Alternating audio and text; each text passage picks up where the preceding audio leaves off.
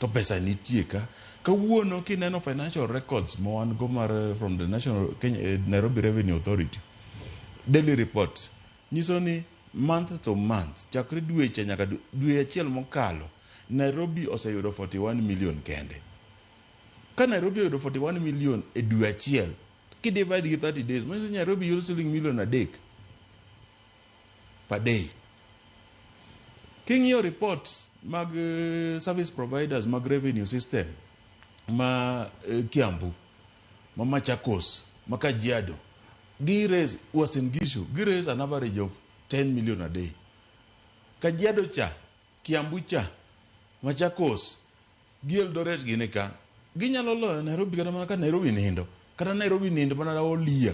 Nitie day ma Kiambu cha nyalo loyo Nairobi in collection of revenue. Ang'o miyo timore kamano? Kech revenue ma Nairobi ichamo at source.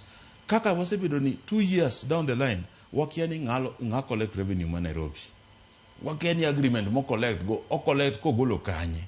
Wakia ni service level agreement konyi ni kaka wuono ni andiki ni collect na revenue. Wawinjore kodi ni average revenue ma collect ga in a day 30 million. Chieng ma system ni miketo ma provide revenue collection ni ogore piny ibro chula 30 million. Kora I'm protected as your client. One service level agreement jogo nyalo dhi ma switch off the system for 7 days maonge gimo nyalo penjo. En gima lita inya kata mana approval mineno kata mana Sonko wasebedo ka gi governors a beach by the way. Governor mokwongo ne en Buda Sumbi Kidero. Governor mar ariyo wabedo go ginene Sonko. Governor mar adek wabedo go speaker ma ginene mar Nairobi City County ndalo mane act. Kananu dogo bedo governor. Sani wan gi Sakaja governor. A period go te nokineno approval mar buildings kaka timore ni. Sani approvals mar buildings depend mana ga soya ma jiogolo. Timore kama nango. Nairobi nigi capacity mar roads, nigi capacity mar markets, nigi capacity mar electricity, nigi capacity mar sewer system, nigi capacity mar water, mar allow ji mang'eny kaka chalore ni. Ang'o mono wa control, ang'o mono wa expand the infrastructure, ang'o mono wa loso Nairobi, mono Nairobi obed kama dake yoti. I know ang'o mono wa chok life ma Nairobi. Kichopo weekend, kichopo Friday, tineno ka ji omako Mombasa Road, ji dwa ringo outside Nairobi.